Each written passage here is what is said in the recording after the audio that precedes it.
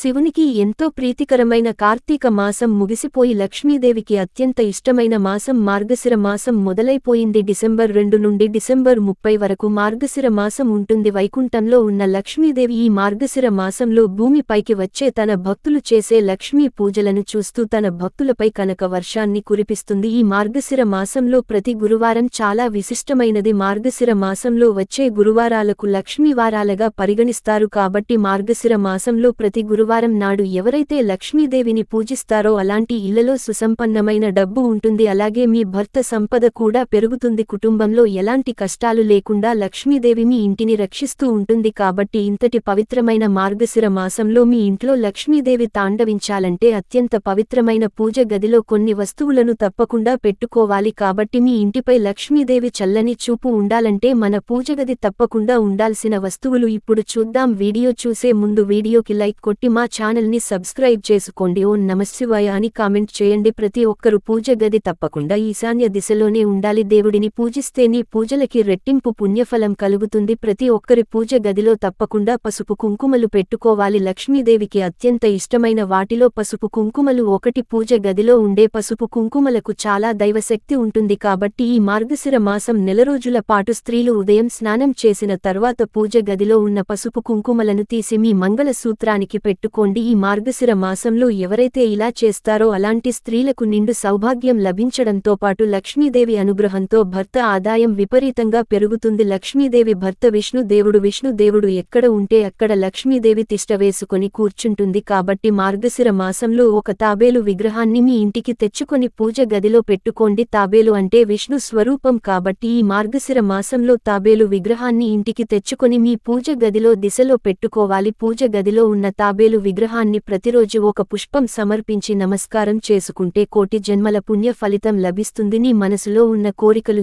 ఏవైనా సరే అవి త్వరగా నెరవేరాలంటే ఒక తెల్లని పేపర్ పైన మీ మనసులో ఉన్న కోరికలను రాసి తాబేలు విగ్రహం దగ్గర పెట్టండి. విష్ణుదేవుని ఆశీర్వాదంతో మీ కోరికలు త్వరగా నెరవేరుతాయి. అన్నింటికన్నా ముఖ్యంగా మీ పూజ గదిలో ఖచ్చితంగా ఉండాల్సిన ముఖ్యమైన వస్తువు నెమలికను పూజ గదిలో పెట్టుకుంటే మీ ఇంటి సంపద విపరీతంగా పెరిగిపోతుంది. ఇంట్లో పూజ చేసిన తర్వాత నెమలి పింఛంతో లక్ష్మీదేవికి గాలి విసరండి. నెమలి పింఛంలో లక్ష్మీదేవికి ఇలా సేవ చేస్తే మీ ఇంటికి ఎలాంటి ఆర్థిక సమస్యలు ఉండవు. చేపట్టిన పనులన్నీ ఆటంకాలు లేకుండా పూర్తవుతాయి. కాబట్టి ఈ మార్గశిర మాసంలో ఈ పూజ గదిలో నెమలి పింఛాన్ని తప్పకుండా పెట్టుకోండి. అలాగే మీ బీరువాలో డబ్బులు దాచుకునే ప్రదేశంలో 3 నెమలి అయ్యేకలను పెట్టుకోండి. లక్ష్మీదేవి అనుగ్రహంతో లక్ష్మీ కటాక్షం లభిస్తుంది. దీంతో మీ ఇంట్లో ఎప్పుడూ డబ్బు కొరత అనేది ఉండదు. ఇంట్లో నెమలి పింఛం ఉంటే ఇంట్లో ఉండే వాస్తు దోషాలన్నీ తొలగిపోతాయి. అన్ని దీపాల కంటే పిండి దీపం చాలా మహిమగల దీపం. లక్ష్మీదేవి అనుగ్రహాన్ని సులభంగా పొందాలనుకునేవారు ఈ మార్గశిర మాసంలో లక్ష్మీదేవిని పూజించేటప్పుడు తిండి ప్రమిదలు ఆవు నెయ్యి పోసి 5 వత్తులతో లక్ష్మీదేవికి దీపారాధన చేయండి. లక్ష్మీదేవి త్వరగా ప్రసన్నమవుతుంది. అలాగే ప్రతి ఒక్కరి పూజ గదిలో ఖచ్చితంగా అక్షితలు పెట్టుకోవాలి. పసుపు కలిపిన అక్షంతలకు అత్యంత దైవశక్తి ఉంటుంది. కాబట్టి ఈ మార్గశిర మాసం నెల రోజుల పాటు ప్రతిరోజు ఉదయం స్నానం చేసిన తర్వాత లక్ష్మీదేవికి నమస్కారం చేసుకొని పూజ గదిలో ఉండే అక్షంతలను తలపై వేసుకోండి. అమ్మవారి అనుగ్రహం తప్పకుండా లభిస్తుంది.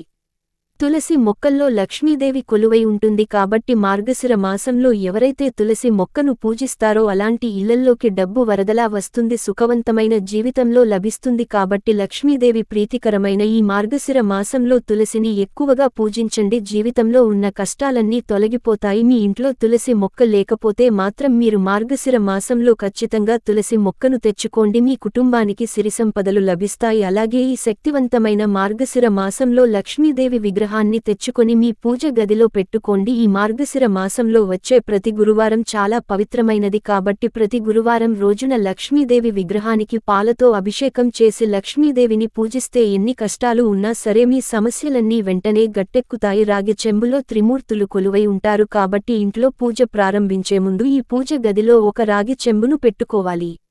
రాగ చెంబు నిండుగా నీళ్లు పోసి పూజ గదిలో పెట్టుకుని పూజ ప్రారంభించాలి. పూజ గదిలో రాగి చెంబును పెట్టుకుంటే ముక్కోటి దేవతల ఆశీర్వాదం మీ ఇంటిపై ఉంటుంది. ఈ మార్గశిర మాసంలో ప్రతి గురువారాన్ని లక్ష్మీవారంగా పరిగణిస్తారు. కాబట్టి ఈ మార్గశిర మాసంలో వచ్చే 4 గురువారాలు స్త్రీలు తప్పనిసరిగా కొన్ని నియమాలు పాటించాలి. ప్రతి గురువారం స్త్రీలు తప్పనిసరిగా తలస్నానం చేయాలి. అలాగే తల చిక్కును తీసుకోకూడదు. దువ్వెనతో జుట్టును దువ్వుకోకూడదు. గురువారం ఒక్కరోజు మాత్రమే స్త్రీలు తమ జుట్టుని ముడివేసుకోవాలి. దీపావళి గురువారం రోజున పొరపాటున కూడా తలకు నూనె రాయకూడదు. అత్యంత పవిత్రమైన వాటిలో గంగాజలం ఒకటి. గంగాజలంలో ముక్కోటి దేవతలు కొలువై ఉంటారు కాబట్టి మార్గశిర మాసంలో గంగాజలాన్ని మీ ఇంటికి తెచ్చుకొని ప్రతి వారానికి ఒకసారి గంగాజలాన్ని ఇల్లంతా చల్లుకోవాలి. ఇంట్లో ఉన్న దరిద్ర దేవత బయటకు వెళ్లిపోయి ఇంట్లోకి లక్ష్మీదేవి అడుగుపెడుతుంది. లక్ష్మీదేవికి కొబ్బరికాయ అంటే చాలా ఇష్టం. ఎరుపు రంగు వస్త్రంలో ఒక కొబ్బరికాయ చుట్టి మీ బీరువాలో పెట్టండి. ఈ మార్గశిర మాసం నెల రోజులు బీరువాలో ఈ కొబ్బరికాయను పెట్టుకోండి. లక్ష్మీ అనుగ్రహం తప్పక లభించి మీ ఇంట్లో ఆర్థిక కష్టాలు లేకుండా అనారోగ్య కష్టాలు లేకుండా ఉంటాయి. డబ్బుకు లోటు ఉండదు. ఇలా ఈ మార్గశిర మాసంలో ఈ విధివిధానాలు పాటించి ఆ లక్ష్మీదేవి అనుగ్రహానికి పాత్రులు కండి.